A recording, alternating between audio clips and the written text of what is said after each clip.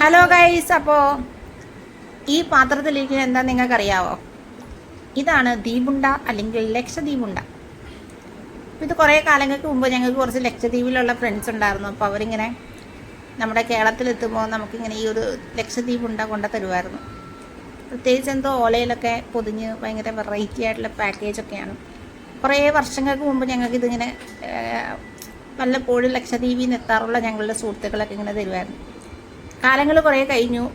അങ്ങനെ വീണ്ടും ഇന്ന് ഞങ്ങളുടെ ഒരു ഫ്രണ്ട് വന്നു, ബനീറ.